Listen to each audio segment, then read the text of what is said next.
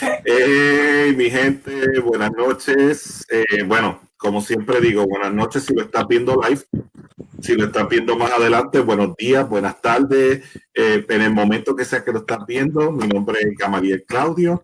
Estoy aquí un lunes más, pero este lunes me acompaña la pastora Laura Ayala, pastora de la primera iglesia bautista de Río Piedras. Y cuando digo primera iglesia bautista, esta vez es porque es la primera iglesia bautista de Puerto Rico, mi casa, la isla del encanto.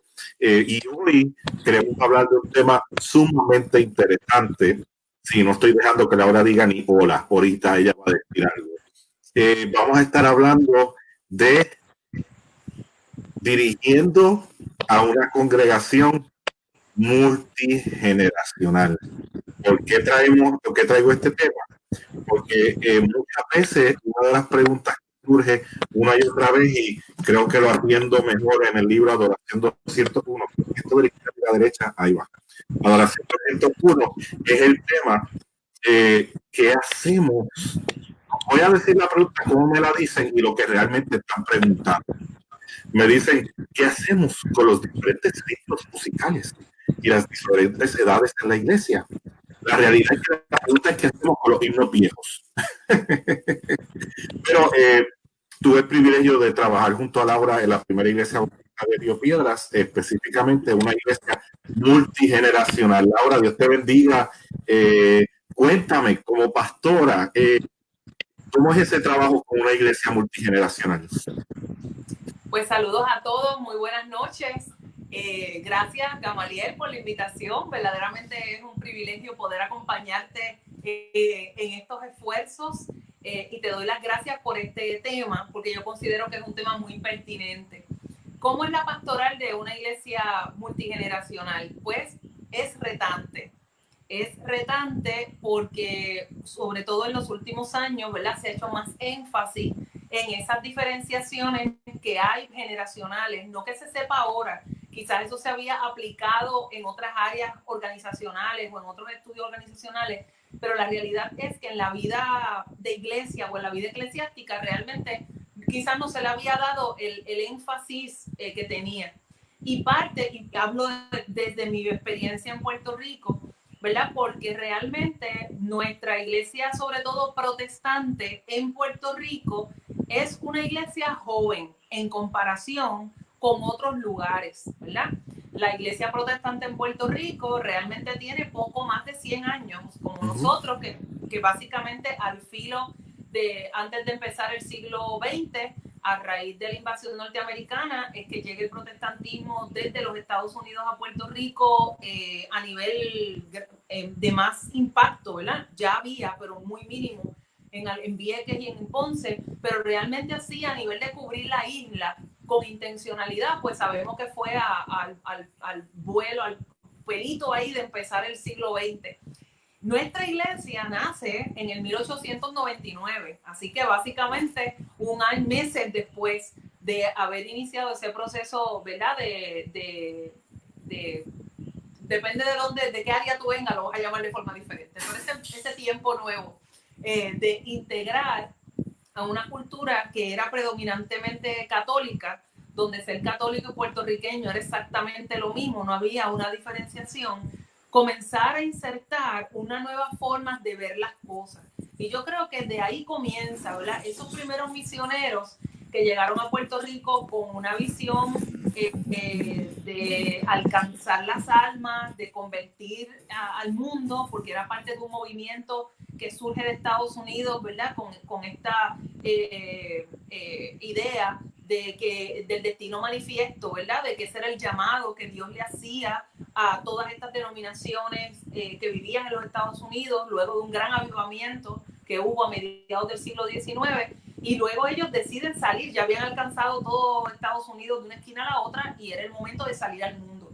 Y Puerto Rico cae en ese grupo de esos misioneros que llegan con un deseo ferviente, grande, una gran pasión por las almas y por el evangelio, pero personas que también entendían que sus estilos y sus formas eran lo correcto, o al menos eso fue lo que transmitieron o eso fue lo que aprendimos.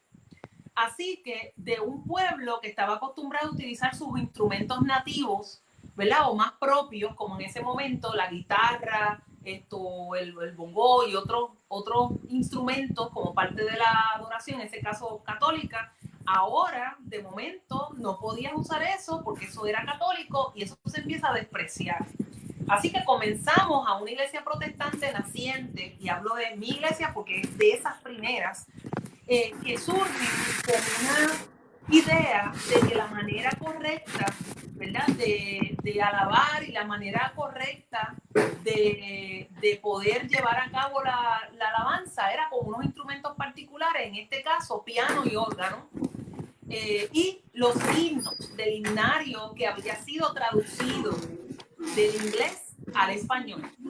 Así que así es realmente que nuestras congregaciones comienzan y entienden lo que es correcto y lo que es adorar. Y esos primeros pastores y pastoras que se forman, ¿verdad? En ese tiempo, se forman con esa idea tan clara de que eso era lo correcto. Así que realmente, cuando yo llego a la iglesia cumpliendo 115 años, si mal no recuerdo en ese momento, pues realmente no es que había gente desde el principio, ¿verdad? No estoy diciendo eso. Aunque tenemos un hermano que la edad la tiene, que quede claro. Todavía el varón está ahí. No, Gloria a Dios. Sí, sí. Pero no por miembro de la iglesia, llega ya de adulto, ¿verdad? Pero lo que te quiero decir es que hay mucha gente que se formó con un pastor que estuvo más de 40 años y lo que aprendieron era que eso era, y que eso era lo correcto, y que eso era lo que se podía hacer y lo que era aceptable y lo que no. Eso tuvo una gran influencia. Crea una estabilidad en términos de membresía, porque son iglesias bastante estables en términos de membresía, gente que se queda por muchos años. Pero a la misma vez, cuando se integraban las nuevas generaciones, por ejemplo, los papás de los adultos mayores que están hoy traen a sus hijos, esos hijos se crían en la iglesia, se hacen parte de la vida de la iglesia, pero cuando cambia a la tercera generación, ¿verdad? Vienen siendo los nietos de esos que estuvieron primero. Ahora estos nietos, esa generación cambia porque no tiene esa misma respeto a la institución, tiene otra visión, quiere hacer nuevas cosas como todos los jóvenes. Y no es que los jóvenes anteriores no lo hayan hecho, retaron la autoridad igual, pero lo hicieron de otra manera y terminaron adaptándose. Pero estas generaciones nuevas quieren cambios, y lo que sucedió fue que muchos de esos nietos terminaron saliendo de la iglesia porque no tuvieron el espacio para crecer y dar sus opiniones y participar, y sobre todo la experiencia de adoración o la liturgia no les llenaba, ellos no se sentían parte de lo que estaba pasando. Ok, Laura, dijiste algo. Disculpa. Dijiste algo que me llama mucho la atención, y lo hemos hablado antes, pero quiero traerlo desde una perspectiva diferente. Porque tú presentaste que esta generación de jóvenes, que generaciones de jóvenes retan de una manera saludable, ¿no? Porque hay una manera saludable de retar al status quo.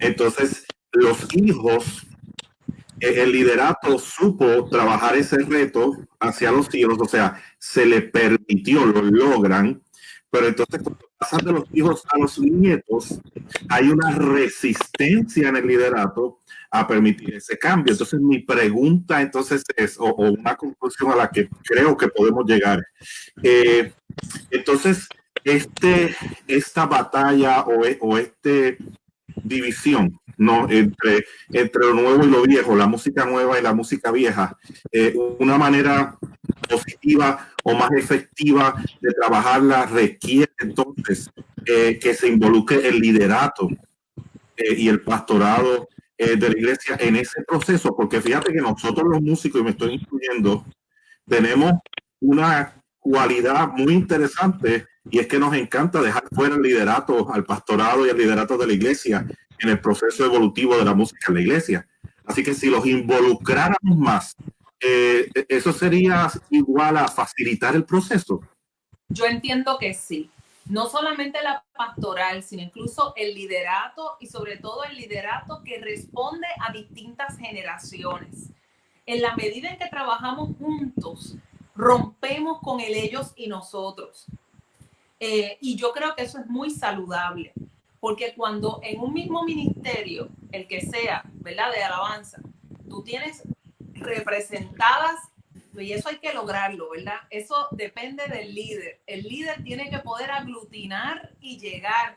Y yo quiero compartir una anécdota ya mismo, ¿verdad?, con los que nos escuchan, porque tú hiciste eso en nuestra iglesia y yo puedo dar fe de cómo se dio el proceso, ¿verdad?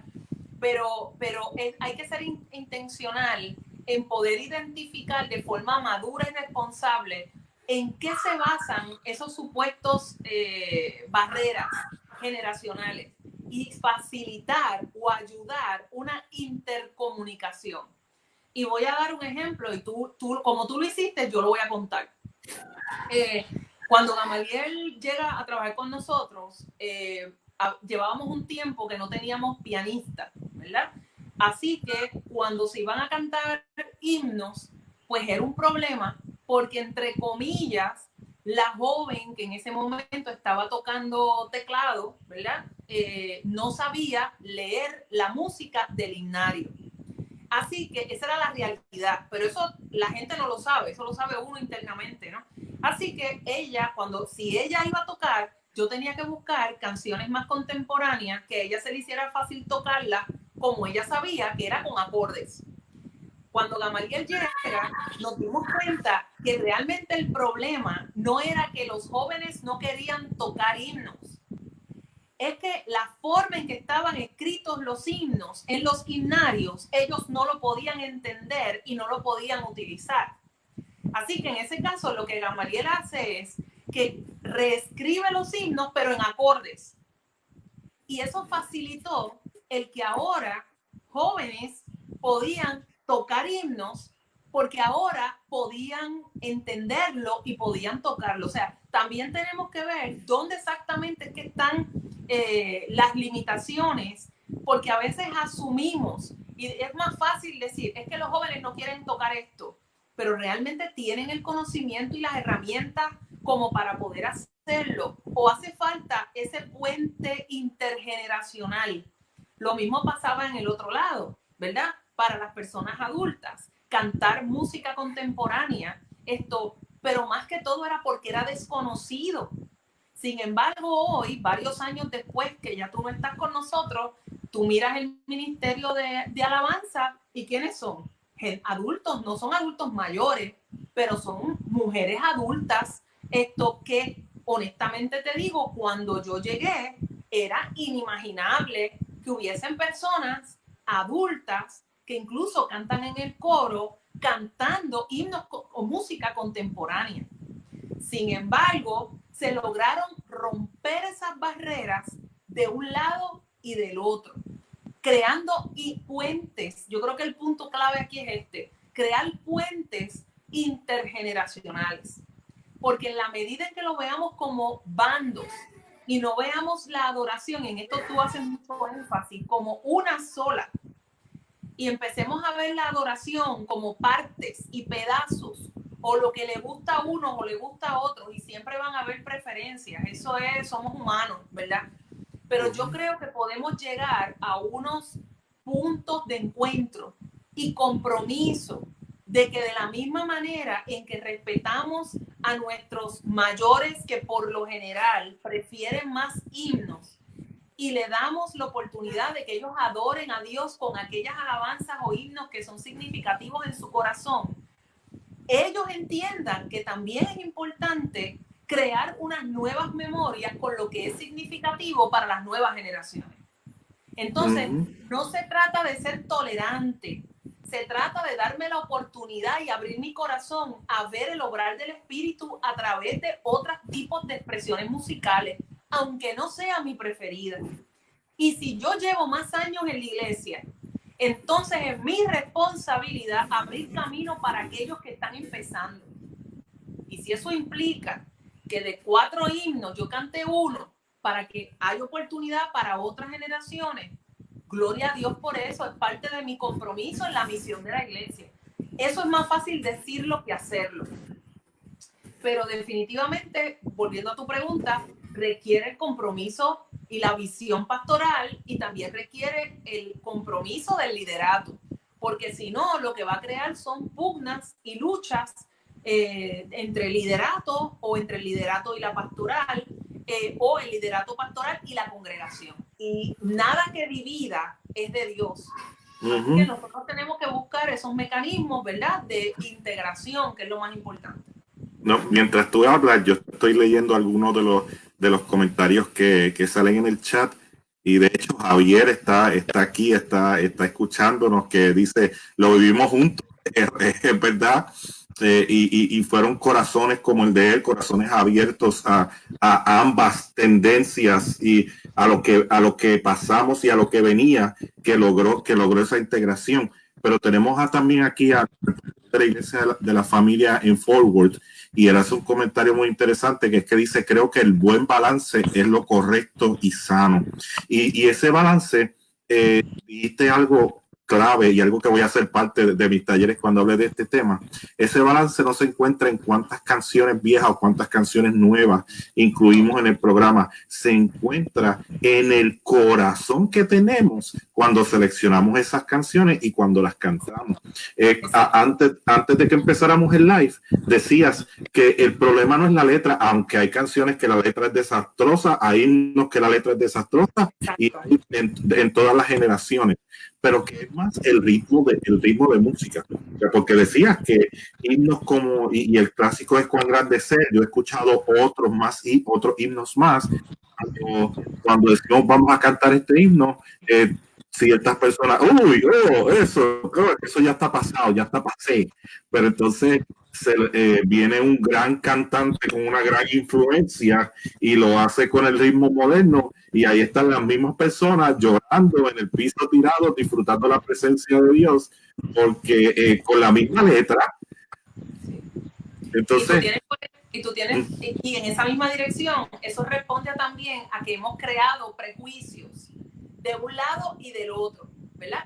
Prejuicio a que todos los himnos son viejos y no sirven, y no prestamos atención a letras maravillosas que van a tocar que trascienden las épocas, las generaciones y los tiempos, y van a tocar tu corazón, ¿sabes? Estoy bien con mi Dios. Ese himno es un himno maravilloso, hermosísimo, y sobre todo cuando uno conoce la historia que está detrás, desde un hombre que lo pierde todo, incluyendo sus hijas, sobrevive su esposa, y él pierde todo, y pasando en barco en un transatlántico de Estados Unidos a Europa a unirse con su esposa después de ese naufragio, de la muerte de sus hijas, cuando va pasando por el punto donde sus hijas se ahogaron, él dice que aunque su corazón está inundado, ¿verdad?, de dolor, dice: estoy bien con mi Dios. Ese himno tiene una letra tan poderosa, y cuando tú conoces ese trasfondo todavía te toca más.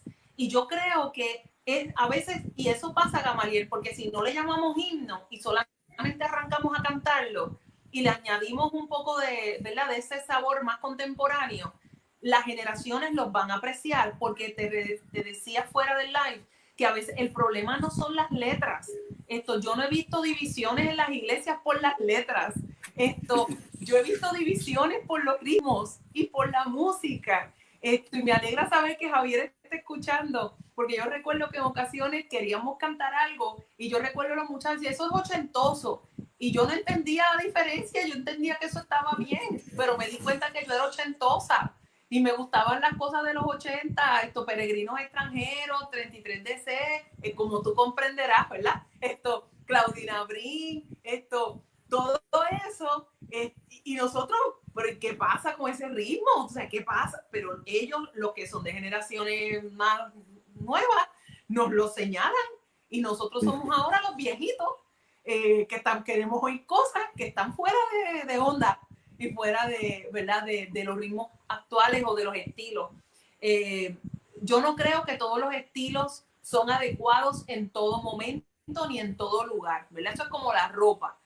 Uno sabe cuándo uno se va a vestir y cómo se va a vestir para cada lugar al que uno va. Y sobre todo la parte del testimonio, que la letra que se diga tenga una base bíblica correcta, una interpretación bíblica correcta, que tenga una teología correcta, ¿verdad? Por lo menos con la que cada denominación o cada iglesia esté de acuerdo, ¿verdad? Y yo creo que eso es esencial, independientemente de que sea un cántico, sea un corito, sea una alabanza contemporánea o sea un himno tradicional dignario. Eso no tiene que ver, siempre y cuando lo que yo sí voy a mirar es esa corrección bíblica y que sí tenga un mensaje teológico correcto.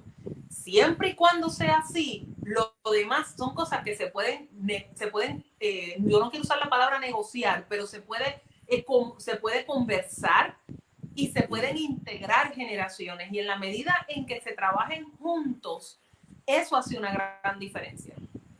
Mira, yo creo que, y antes de continuar, tengo que decirlo, yo descubrí en la primera iglesia bautista de Río Piedra el himno En Su Presencia. Ese himno es el himno que más yo me llevé de allí. Yo no lo sabía, yo nunca lo había escuchado y después de haberlo escuchado lo metía cuantas veces podía, así que se sintiera que lo estaba repitiendo mucho. El himno En Su Presencia hay consuelo, en su presencia hay amor. Al tocar o al mirar su corazón encontramos paz y gozo en su presencia, oh Señor. O sea, esa letra es tan relevante que está sucediendo ahora mismo en el mundo, no en el país, en el mundo. O sea, pero entonces también quería traer lo siguiente, porque hablábamos y mencionabas los diferentes ritmos de música, y es interesante cuando hay unas situaciones psicológicas. Yo no lo he estudiado, yo no sé psicología, yo soy autodidacta, pero ritmos de música tienen mucha influencia en lo que está pasando culturalmente y en la vida de las diferentes personas y en la iglesia. Entonces, Laura viene de una perspectiva bautista. Ahora yo puedo decir libremente que vengo de una perspectiva pentecostal, y entonces yo tengo 41 años, por lo cual puedo decir que viví el final de lo que la Iglesia Pentecostal llamó el Gran Avivamiento en Puerto Rico. Cuando la Iglesia Pentecostal llega en 1916, no tenía teología, era una iglesia puramente por experiencia. Y la música entonces te llevaba a experimentar, o sea, necesitaba sentir, necesitaba tener ese feeling y necesitaba moverse y tenía que haber el fuego pentecostal. De ahí viene el fuego pentecostal, tenía que estar ahí. Y yo me lo gocé y yo lo viví. O sea, ¿qué pasa? Ese es el tiempo que mientras la iglesia bautista está viviendo los himnos, la iglesia pentecostal está viviendo los coritos, ¿no? Luego empezamos a acercarnos un poco más y llega la etapa que yo llamo la etapa de la alabanza y la adoración, ¿no? Alabanza, eso trajo muchas divisiones, es otro tema para otro taller, pero el ritmo, el ochentoso, ¿no? Llega Marcos Witt, llega Jesús Adrián Romero, y podemos incluso estirarlo y fusionarlo un poco con el gospel, con Israel Houghton y estas personas así. Pero entonces esa generación no era tanto acerca de la experiencia y era más acerca del conocimiento, ¿no? Entonces tratamos, a veces con éxito, a veces con unos disparates muy interesantes, de hacer unos cánticos más profundos. Estoy hablando desde la perspectiva pentecostal, que después del 16 arropa el país, yo ando de Puerto Rico. Entonces tratamos de hacer algo un poco más de conocimiento y de profundidad.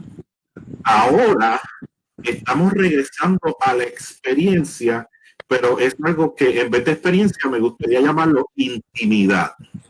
Entonces ya se está buscando algo, regresando a lo emocional, pero con conocimiento, que es lo interesante, ¿no? Lo cual nos lleva a querer una intimidad. Entonces, ¿por qué hago toda esta introducción? ¿No tendrá eso algo que ver también con el choque de lo que quiero cantar y en qué ritmo lo quiero cantar? Porque yo me crié con la iglesia de la experiencia y yo me crié con la iglesia del conocimiento, o de lo que llamamos el avivamiento de la palabra, y ahora yo me estoy criando en la iglesia de la intimidad. ¿No tendrá eso algo que ver también? Bueno, yo creo, bueno, Vamos a ver, yo creo que uno de los elementos que quizás, yo no sé si llamarlo intimidad necesariamente, pero sí la integración de la tecnología a otro nivel. O sea, yo creo que lo que surge después de la década de los 90, ¿verdad? Donde ya entra el internet, donde ya entran más acceso a las cámaras. O sea, la gente, o sea, no todo el mundo fue una iglesia como la de la Iglesia Bautista de Betel, de la pastora Mari Ludones, que tiene un programa de televisión hace 30 años. Pero los programas de televisión... Disculpa que te interrumpa el fluir, Laura. Le quiero pedir disculpas a la gente si me voy moviéndome o que apago la cámara de momento. Estoy aquí, estoy teniendo unos problemitas técnicos, pero estoy aquí. Okay. Pues mira, la iglesia, por ejemplo, la Iglesia Bautista de Betel, pues tiene un programa de televisión hace años, pero la realidad es que la mayoría de las iglesias no podían pagar la maquinaria, el equipo, era muy costoso y eso realmente muy pocas iglesias lo pudieron lograr, a menos que fueran iglesias bien grandes como el caso de Betel u otras que tenían los recursos económicos para hacerlo.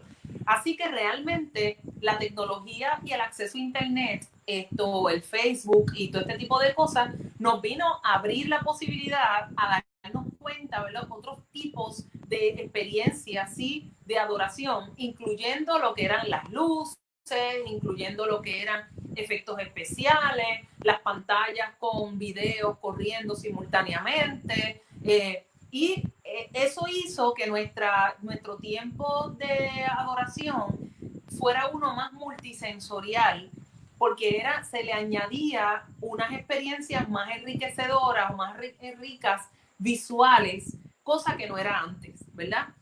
Había más diversidad visual, de sonidos, y eso hizo un cambio grande en la vida de la iglesia. Bien es cierto que lo que hemos aprendido no lo echamos a un lado. Yo creo que esas canciones o himnologías, ¿verdad?, más profundas se han mantenido.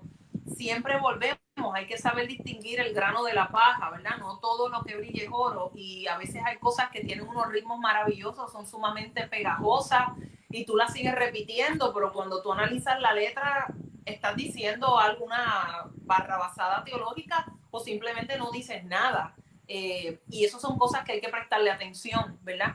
Pero yo creo que en este tiempo, en este nuevo tiempo, tenemos un reto grande, porque volvemos de la misma manera que en las generaciones, 2, 3 generaciones atrás, entendían que el piano y el órgano eran los instrumentos sagrados y que era la única manera, ¿verdad? Igual que la versión Reina Valera del 60 sigue siendo la Biblia escrita por Dios, por el dedo de Dios, ¿verdad?, en muchas de nuestras congregaciones. De esa misma manera, los de generaciones más contemporáneas que han aprendido a adorar a Dios con otros ritmos o con otras músicas, también están llegando a la misma posición de que esa es la única manera correcta, o que esa es la manera de experimentar el Espíritu. Porque eso es lo que le pasó a la iglesia pentecostal, que llegó al extremo de asumir que si tú no sentías, ¿verdad?, esas experiencias de avivamiento o carismáticas, como tú le quieras llamar, eso no era de Dios, eso no era del Espíritu. Y nos llamaban los fríos, nos llamaban, ¿verdad?, casi éramos herejes, ¿verdad?, porque no adorábamos de la misma manera.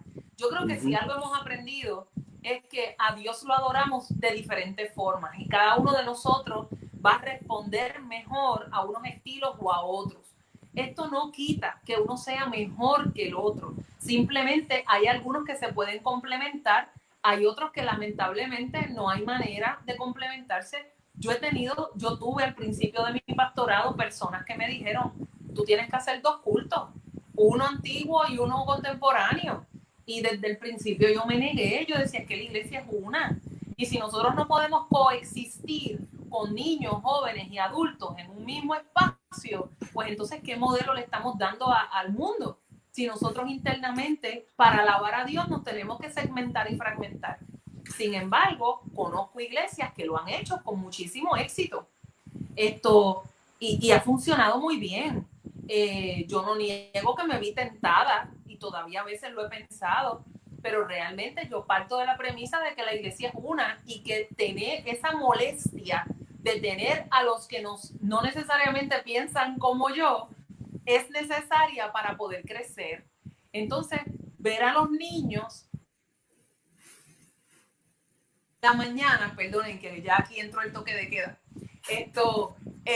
ver los niños un domingo en la mañana cantando un himno precioso, pero cantándole en ritmo de rap, o como le llamen ahora, porque ya yo estoy atrasada también.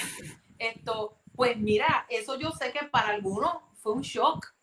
No, eso no pasó, no, en la primera iglesia. Parte, jóvenes, o sea, niños, ¿cómo te digo? Mayores, ¿verdad? No son adolescentes todavía, pero niños mayores están formando parte de la vida cúltica, lo están viendo y lo están apreciando y han podido comprender que aunque a mí no me guste, no se trata de mí, se trata de ellos. Y yo estoy aquí para que mi experiencia con el Señor haga que ellos lleguen a amar a Dios y a relacionarse con Jesucristo como yo lo hice. Entonces, ha habido esa relación distinta de no tolerancia, porque cuando tú toleras algo, tú estás esperando la oportunidad para volver con lo tuyo. No, ha habido una apertura genuina de darle oportunidad a los más jovencitos, a los niños, a los preadolescentes, que son las generaciones con las que estamos realmente trabajando en este momento, a que se puedan poco a poco ir integrando. Máxime, cuando muchos de nuestros niños y nuestros preadolescentes no solamente es una generación distinta, sino también en su mayoría provienen de un trasfondo cultural distinto, porque son los que siguen viviendo en el casco de Río Piedras, a diferencia del resto de la congregación, y son también los que provienen principalmente de padres o ellos mismos de República Dominicana. Por lo tanto, su cultura es distinta a la de mayoría de nosotros. Y ha sido enriquecedor poder tenerles todos los domingos participando, siendo parte integral, ver cómo esos niños en el momento de la oración, al principio era un desastre, se pasaban hablando, no querían estar, era un desastre. Pero ya a este punto, ver esos niños en el momento en que estamos orando unos por otros, cómo identifican la gente que está sola y corren para acompañarles a orar. Y esas cosas han ido tocando el corazón de los adultos.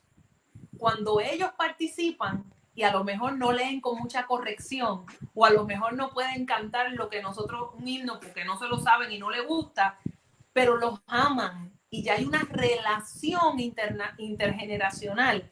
Entonces, no es lo mismo que lo haga fulano a que lo haga la nieta de doña fulana, ¿ves? O que lo haga la hija de fulana. Ya las cosas cambian, porque ya hay un vínculo de amor. Y obviamente nosotros sabemos que Dios es amor. Cuando hay amor de por medio, es más difícil poner esos tropiezos. Así que hay que buscar también en esos puentes intergeneracionales, crear relaciones significativas, afectivas, entre las unas generaciones y las otras. De tal manera que cuando lleguemos a estos puntos donde podemos tener opiniones diferentes, por amor, estamos dispuestos a dar la milla extra y acompañar unos a otros en el proceso. Eso no es fácil, repito, es más fácil decirlo que hacerlo. Se aprende todos los días y también se cometen errores todos los días. Pero lo bueno es tener el deseo de hacerlo mejor y dar la oportunidad para que todos encuentren su lugar y su espacio en la misión de la iglesia. Somos el cuerpo de Cristo. Cada uno tiene funciones diferentes y las nuevas generaciones también tienen su función y su rol y es muy importante. Si no, miren lo que estamos viviendo ahora. Tanto que nosotros nos negábamos a hacer las cosas por internet y tanto que nosotros nos negábamos y ahora somos los primeros haciendo estudios bíblicos por internet, somos los primeros que estamos haciendo los Facebook Live. ¿Y a quiénes son los que nos están asesorando? Los jóvenes, porque para ellos esto es normal y ellos son los que se están convirtiendo ahora en nuestros asesores. Esa es la forma en que el cuerpo de Cristo se nutre y se enriquece mutuamente. Y lo que cada generación vive y lo que ya vivieron, ¿verdad? Los mayores, también es muy necesario para nosotros en el día de hoy. Muchas de las cosas que estamos viviendo, ¿verdad? No igual, pero ellos también tuvieron unos retos que superaron. y se mantuvieron firmes en la iglesia y se mantuvieron firmes en su vida de fe. Así que yo creo que también es bueno aprender cómo lo hicieron y cómo lo lograron, a pesar de su tiempo, de su contexto, de sus retos y sus luchas, porque también las tuvieron en su momento. Sí, mira, el tiempo ya nos pasamos. Yo no quiero reevaluar. No te escucho. Ok, déjame ver. ¿No me escucha? Hello. Ok, la gente que está escribiendo la página, ¿me pueden decir si me escuchan o no? Alguien que me escriba si me escuchan. Déjame ver. Anda, nadie me escucha. Sí, en este momento no podemos escuchar a Gamaliel, pero sé que él está haciendo allá lo necesario para volver otra vez a escucharse. ¿Me escuchan? Ok, voy a tener, ok. Sí, tuve que desconectar a la pastora porque ya esto nos pasó anteriormente, donde después que viene la alerta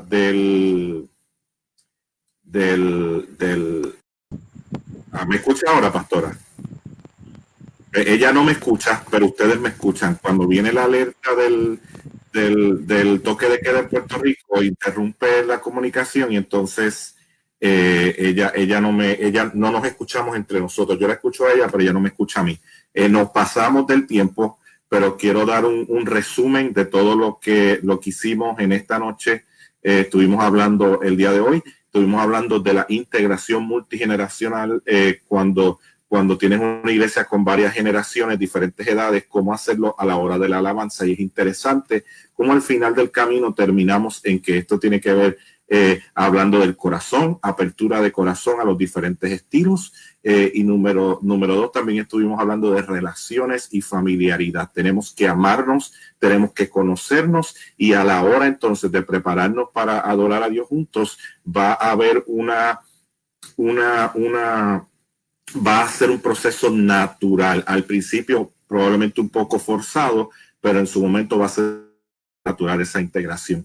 Yo quiero, ella no me va a escuchar, pero yo quiero agradecerle a la pastora Laura por estar con nosotros el día de hoy, compartiendo acerca de estas experiencias maravillosas de la integración multigeneracional en el culto. Gracias a los que hicieron los comentarios. El pastor Ramón estuvo muy integrado con nosotros, que agradecemos. Hizo una pregunta que sin querer se contestó: ¿cuál es el propósito de la iglesia? Esa pregunta debe estar en cada ministerio, en cada área. Y siempre recuerden: corazón, familia, unidad. Dios les bendiga. Hasta el próximo lunes. Recuerden que estos temas también se atienden en Adoración 101, Adoración 201 y en el nuevo bebé. ¿Qué hago? Dios les bendiga. Hasta el próximo lunes. Gracias, pastora, por estar con nosotros.